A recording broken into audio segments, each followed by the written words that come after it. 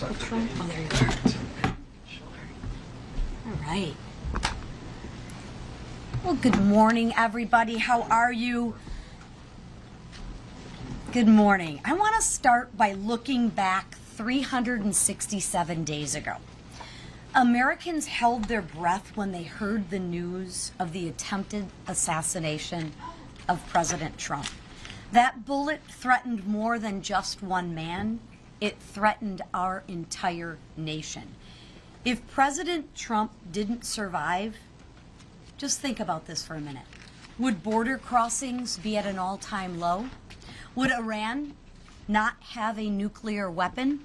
Would Treasury have received an unexpected surplus as the president levels the playing field through his tariff negotiations? Would the stock market be at an all-time high? I doubt it. Now, as we reflect upon that day, we are reminded of just how far we've come since then and how much more we have to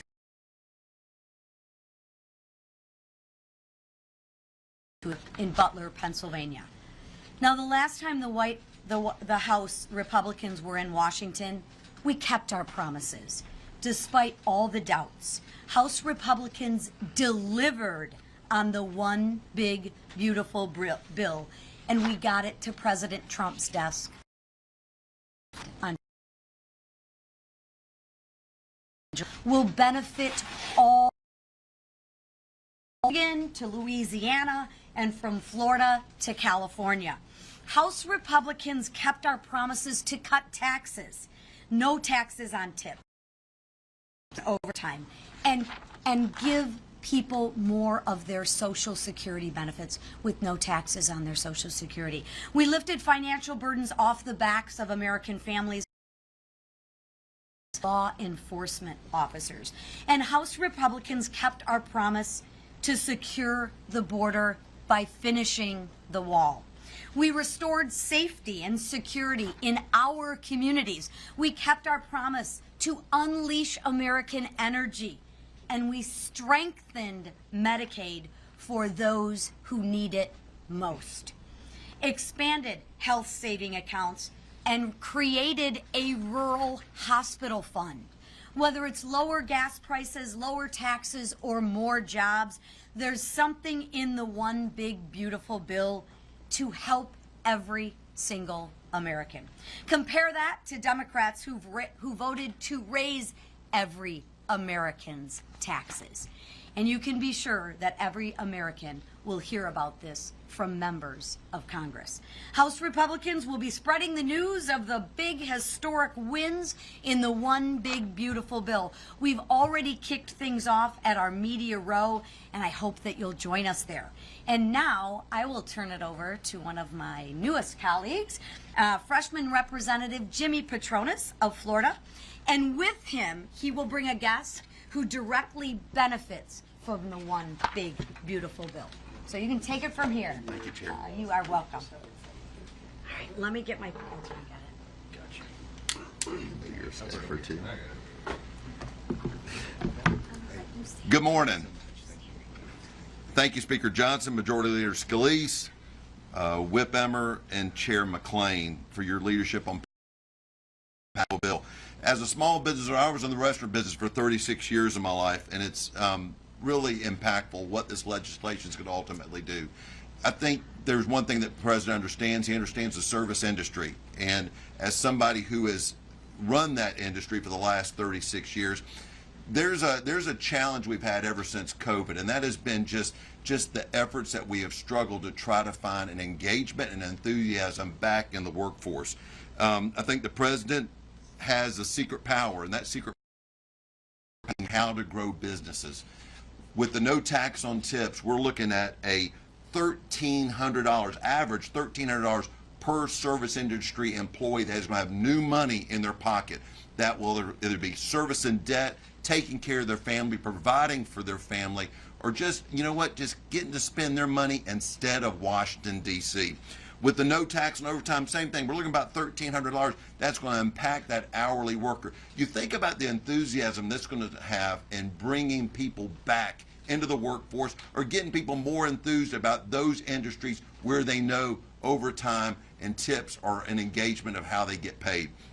I'm excited, but now I think about my mom. When you talk about no tax on seniors, they're going to be able to hold on to as much as $6,000 in new deductions back in their pocket to offset the costs and the inflations that have been dealt to them by the Biden administration. We're turning this country around one step after the other, and I tell people all the time, it's not a sprint, it's a march. And we worked so hard to get this bill across the finish line. The men and women up here worked through the night, as we knew at the end of the day, the citizens of the United States spends their money better than Washington, D.C. does. And this is a testament as we're making sure they get to keep more of their money. What I also get excited about is the money that has been committed to air traffic control, as those challenges that we have faced for years have been unfortunate. And we know that we've got an aging infrastructure system. It's sad that every single Democrat that serves in that building across the street voted against putting $12 billion back into improving the system. When you look at those dollars and upgrading that aging infrastructure, but more importantly, it's the backbone of economic commerce in our country. And you've got to make those investments. And sometimes it may not be sexy, but by God, to absorb state-of-the-art technology, to have that peace of mind of business in our country. And lastly is I'm so excited as a member of Congress that has 5 installations in this district, whether it's Eglin, Herbert Field, NAS Pensacola, NAS Whiting, Corey Station, or Duke Field. These installations are going to benefit from the One Big Beautiful Bill. As we have seen historic levels, we have exceeded every recruiting goal already now for the entire year. President Trump and Secretary Hegseth have created a new enthusiasm in our United States military. $9 billion to improve the quality of life for our service members. $20 billion to bolster munition production. $12 billion to modernize our nuclear arsenal, and over $5 billion to secure our border. These are game changers, but it also creates an enthusiasm that lets our servicemen and women know they're appreciated, taking care of our veterans. And I'm very excited that means taking care of Florida Congressional District 1. Thank you to the Speaker and his entire team for making this happen. And I want to introduce Frank Patty. Frank Patty and his family, they're a multi-generational difference maker in Northwest Florida, whether it be in their renowned, world-famous fishing market. They have got a seafood market there in Pensacola that whenever you walk in, it's like a circus. It is people are going in every different direction, but it's quality seafood from the Gulf of America and all over the United States as they come in to receive their produce. And then what happened is, as they were running their own fishing fleets, they realized they had to fix the boats that they were using. So what they do, they decided to build their own shipyard. So whether it be running their own seafood market, fixing their own ships, or building the next generation of ships that are taking care of the Army Corps of Engineers or just the private sector, this family has made a commitment, and it's exciting to have them up here being a part of what the Big Beautiful Bill means to their family and their ability to grow their economy in not just Northwest Florida, but in our country. Frank.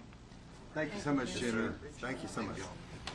Well, appreciate that so much. My name is Frank Patty Jr. I am an owner-operator at Patty Marine Enterprises and Joe Patty Seafood. We are based in Pensacola, Florida. First, I'd like to thank Speaker Mike Johnson and Majority Leader Steve Scalise and Majority Whip Tom Emer and Chairman Lisa McLean. Thank you. And, of course, my buddy Jimmy.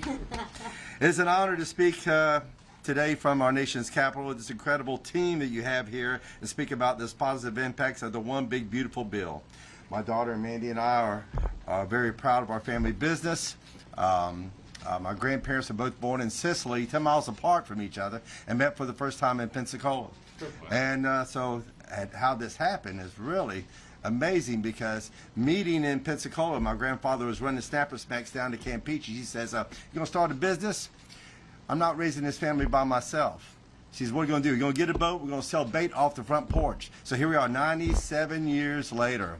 94 years later, I'm sorry. 94 years later, it's a thriving business with high volume, serves thousands of people a day. And then we got into business to build our own fleet. So we set up a shipyard in the parking lot, rolled the first vessels in on wooden logs, very meager beginnings, and built our own fleet, operated our own fleet, sold our own product. Of course, we started building for everybody. So the fishing vessels from Dutch Harbor to Maine, we built the very first licensed gambler boat in the country. We built the largest gambler boat in the country. Did a lot of vessels for the Army Corps of Engineers. Matter of fact, we built more vessels for the Army in a 20-year span than any other shipyard, and got an award from the Corps for outstanding civilian service, and then other significant vessel awards. We are very blessed with all our work. But of course, we want to talk about safety too, because we are very big on safety. And our shipyard, the last 4 national safety awards we got, the last 2 were the best small shipyard in the country, and that was 2 years in a row. So we're very blessed for our great team that we have, and the family that we were blessed with, and my daughter Mandy, who and my son, and my grandparents and everybody, that how far we've come. So for our shipyard employees and our seafood employees, the no tax and overtime means more take-home pay, which reflects in greater retention and happier families. Thank you. And for our shipyard operations, the full deductibility of the new construction and the 100% immediate expensing of equipment, and the extension of the Trump tax cuts allows us to reinvest directly into our workforce, our facilities, and grow our future. Even more exciting is the potential for maritime prosperity zones, designating coastal working waterfronts like ours in Pensacola, and prioritizing development areas which will supercharge innovation, attract more skilled labor, and secure American domestic shipbuilding capabilities. With this one big beautiful bill and the prosperity zones together for shipyards like ours will revitalize the industry with real wage increases and the manufacturing boost needed to meet the maritime demands of the defense and commercial domestic needs. We are very grateful for the leadership of President Trump and this incredible team you have here working hard for the American workers, the American manufacturers, and the small businesses like ours located in Pensacola on the great Gulf of America. Thank you. Thank you, Steve. Great work. Thanks for being here. Patty's. This week, we are delivering on President Trump's promise to make America the crypto capital of the world. For too long, digital asset innovation in this country has been stifled by ambiguous rules, instability, and the Biden administration's anti-crypto crusade. Now we have the opportunity to pass a comprehensive, nonpartisan digital asset legislation that will unlock the next era of American innovation, protect consumers, and strengthen the U.S. dollar. Where ambiguity and unclear jurisdiction have stifled blockchain innovation, the Clarity Act will create a much-needed regulatory framework for the digital asset marketplace. Doing this not only gives builders and firms the rules of the road, it also ensures consumers are protected against fraud and bad actors. And the Senate's Genius Act will peg stablecoins to a stable currency, like the U.S. dollar, opening the door for the United States to lead the world in digital finance. The House will also vote on our anti-CBDC Surveillance State Act, which bans the Fed from issuing a central bank currency. Under the Biden administration, financial surveillance gained a foothold in the United States as they explored the creation of a central bank digital currency. CBDCs are already used by governments like the Chinese Communist Party to monitor, track, and judge the financial actions of its citizens. A CBDC would be nothing more than a surveillance tool that could threaten our very way of life. We can't let that happen. These 3 nonpartisan bills are the culmination of years of work in Congress, and especially in the House.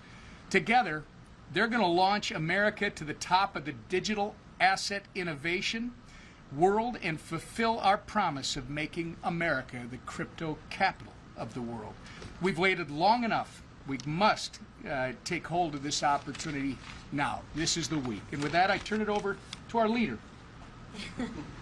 Thank you, Whip. Talking about innovation. We are not done innovating, and we're not done winning. We are just getting started. This House majority keeps delivering for the American people.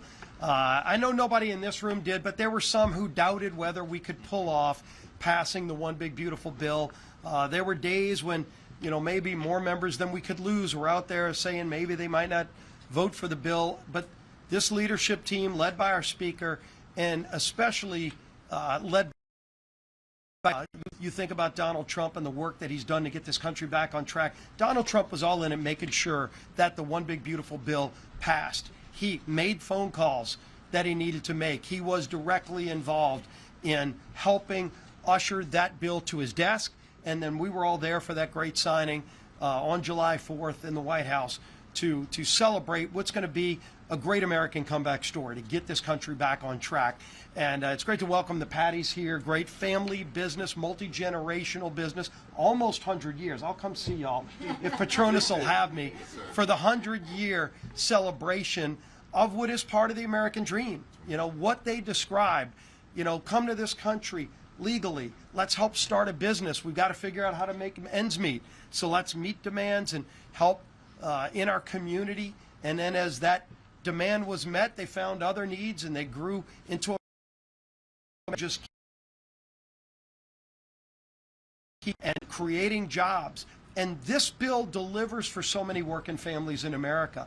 If you just spent all of your days listening to the lies told by the Democrats, you would be living in a parallel universe, because they're rooting against the success of this bill, which means they're rooting against the success of working families across America. The good news is we, as House Republicans, focus on how to deliver wins for the families who have been struggling because of those failed Democrat policies, because of what the far left has done to increase inflation, increased interest rates, make it harder for the waiter or waitress to get by working 2 shifts at a diner.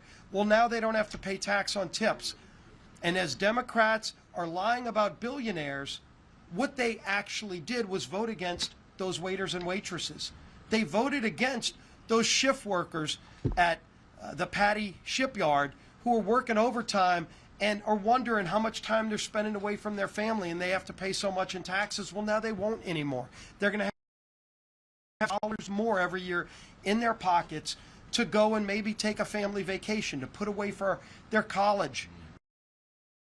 Every Democrat, how are they going to reconcile that when they fan across America? And I know Akeem is taking this traveling roadshow around the country to try to keep lying about the bill. The problem is he is flying in the face of Americans who know how good this bill is going to be for them.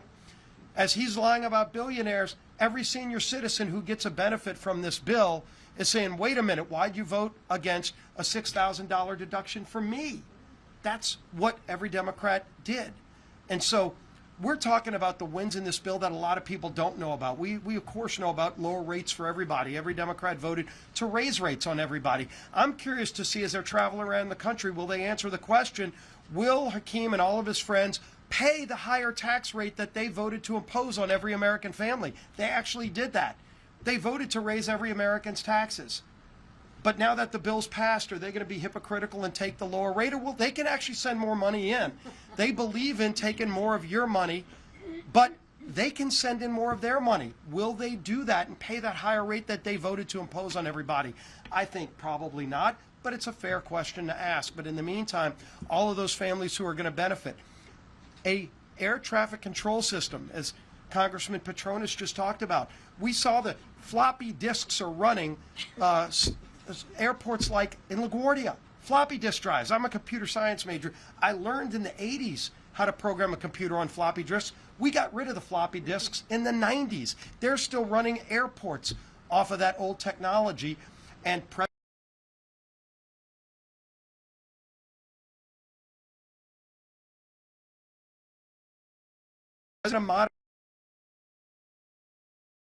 they have the confidence that that air traffic control system at their airport run off of modern 21st century technology, not 1980s technology. You think about school choice. First time ever the federal government passed a school choice bill to give families an option now. and it's available to every state. States have the ability to opt in. Gavin Newsom likes attacking people who go visit his state. He likes attacking the millions of people who leave his state because he's such a failed leader. I'm wondering, is Gavin Newsom going to stand in front of the schoolhouse steps and deny the ability for every low-income family in the state of California the ability to send their kid to the school of their choice if the local school is failing those kids? That's a dilemma now that people like Gavin Newsom will have to face. Will he bow to the teachers' unions and tell those low-income families, no, your kid's got to stay in a failing school, or will he take advantage of the great opportunity presented in this one big beautiful bill to allow those low-income families to send their kids to any school, to have the opportunity to seek the American dream like every kid in this country deserves? That's in this bill. President Trump's Golden Dome, so many other great things, but we're going to keep talking about it. We're going to pass great digital currency legislation this week to continue modernizing our laws to keep up with the technology of today. We're going to pass the DoD appropriations bill this week to make sure that our men and women in uniform at all those great military bases that are in Congressman Petronis and so many other districts will be able to have the ability to keep up, to keep recruiting, to keep being the best and brightest and strongest fighting force in the world. That's what we're going to do this week. We're going to keep delivering. We're going to keep fighting for those families who have been left behind for way too long. Those days are no longer. President Trump is in the White House. Republicans are running Congress. We're getting things done, and we're delivering results for hardworking families. And the man who never allows failure, who has said, no, we are not going to accept, even when the numbers don't look right, we're going to figure out a way to get it done, and we got it done because we've got a strong, bold leader as our Speaker, Mike Johnson. Thanks, bud. Thank you all for being here. Thank this great leadership team. Thank you, Congressman Jimmy Petronis, who is representing Florida's Panhandle so well. So grateful to have the Patty family, Frank and Mandy, and we have a lot in common, actually. My grandfather is from Sicily as well. His name was Nunzio Messina, okay? They went a little further west in the Gulf. Yeah, okay, right. I could have been somebody. I could have been Vinnie Messina. I got Mike Johnson instead. It's so boring. But anyway, I love my father's side of the family as well. But here we are. Grateful that you're here. You all are going to see us highlighting real hardworking Americans for the foreseeable future, because the One Big Beautiful Bill helps everybody. And you're going to hear their stories, and you're going to hear what it means to them and what it means to their employees in this case, what it means to the people who have really been struggling to pay the bills. The last 4 years was a disaster under the Biden-Harris Democrat big government socialist policies, and now we're getting back to American principles. America's back, and everybody's going to benefit from it. I want to talk to you about that a little bit, but just first, I mean, it's appropriate for us to note it was 1 year ago Sunday that on that field in Butler, Pennsylvania, that an assassin nearly took the life of President Trump. And we can't talk about it too much because it was a turning point in American history. It could have gone the wrong way. I mean, if that assassin's bullet missed just an inch to the right, or if President Trump would have turned his head just a millisecond later, he would have died on that stage, and this country would have come apart at the seams. But now, because of all this recent success and the president's success, it's easy to forget that just 12 months ago, President Trump was the most vilified politician, arguably, in the history of the country. Democrats spent years persecuting him on all fronts. They impeached him twice. Social media platforms removed his ability to communicate with his supporters. Armed FBI agents raided his home. Democrat judges and prosecutors bent the law to arrest him, and multiple assassins tried to kill him. But God miraculously spared the president's life. I think it's undeniable, and he did it for an obvious purpose. And his presidency and his life are the fruits of divine providence, and he points that out, obviously, now all the time, and he's right to do so. As President Trump has lived since, with the acknowledgement, every day since, he has acknowledged that each new day isn't guaranteed to us. It isn't to any of us, and that's why we're not wasting any time. It's why he remains so strong and resilient. It's why we have such a sense of urgency. President Trump took a bullet to his head. He got up shortly thereafter. He pleaded with the crowd to fight, and then he went on to win a historic election less than 4 months later. America's changed because he survived that day.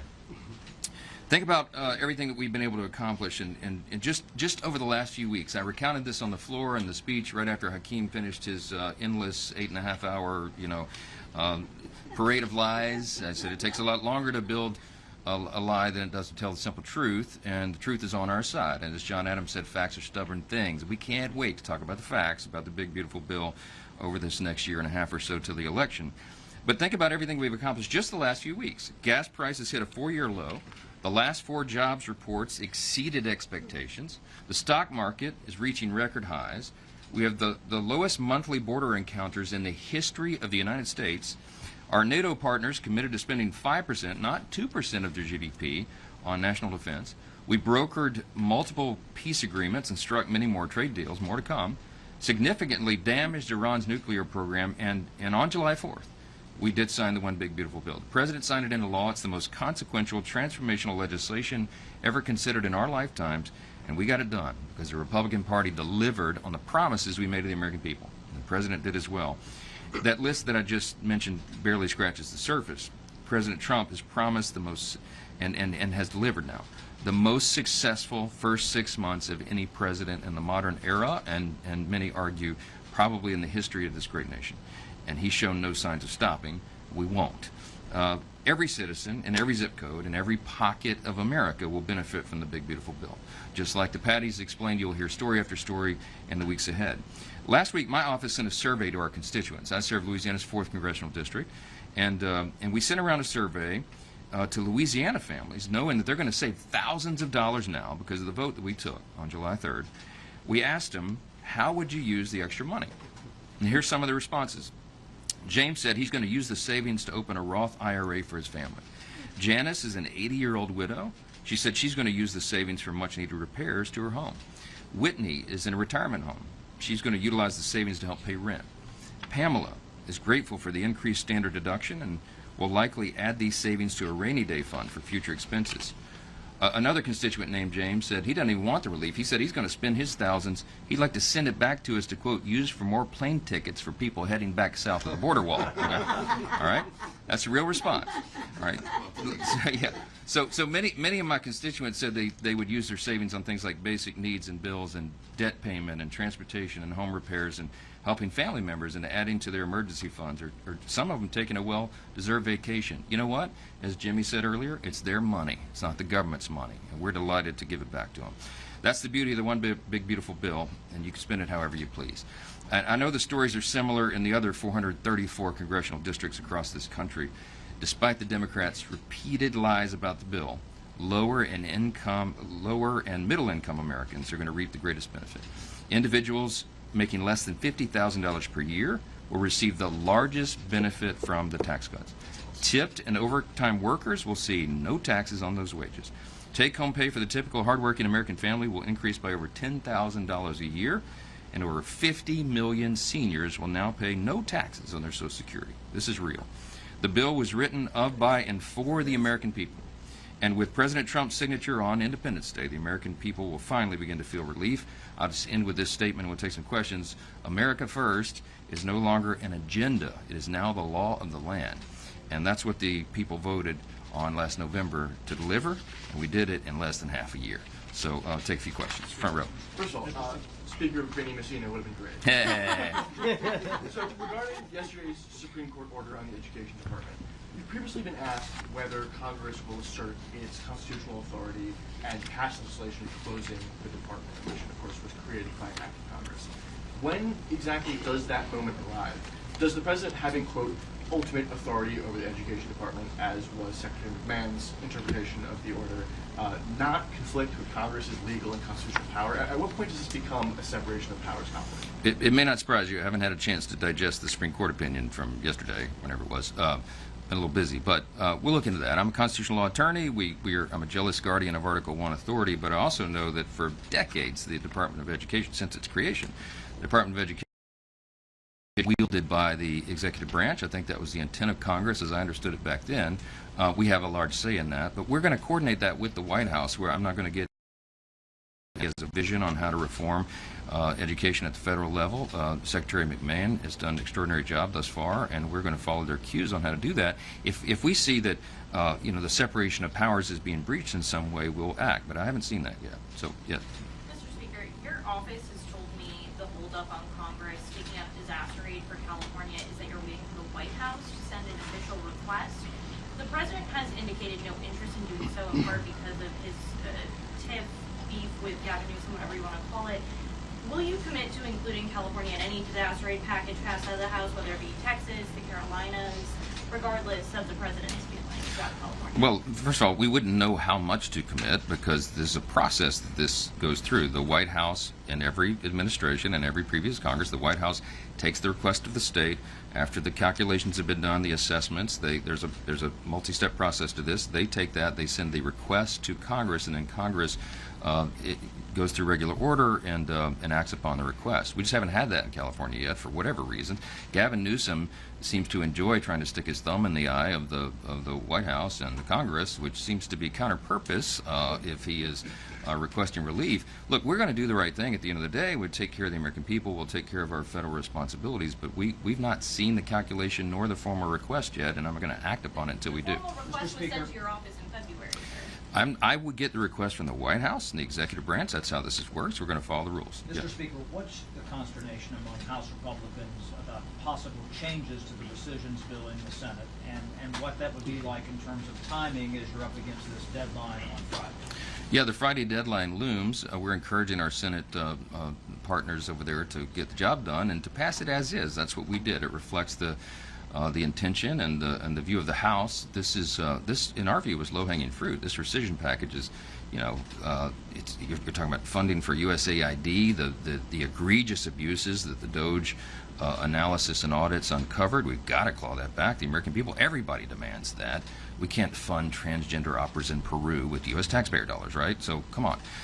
The NPR and PBS components this is, in our view, the misuse of taxpayer dollars. They're biased reporting. They're not objective. They pretend to be so. They have for a long time. And the people don't need to fund that. I mean, we're in an age of, you all know, you work in the industry. I mean, media is so multifaceted now. There's so many avenues and areas for information. And while at its origination, NPR and PBS might have made some sense, and maybe it does now, but it shouldn't be subsidized by taxpayers. So these are simple questions to answer for us. The House has acted appropriately, and I hope the Senate will do the same. I've urged them, as I always do, to please keep the product unamended because we have a narrow margin and we got to pass it. But we're going to process whatever they send us whenever they send us, and I'm hopeful that it'll be soon. What's this say about the mission if you're unable, though, to pass those things? So, I mean, the idea that Republicans talk about cutting the spending, and if there's a conflict here, you can't get it done through that deadline? I don't accept defeat, Chad, so we'll see what happens. Thank you, Mr. Speaker. Homeland Security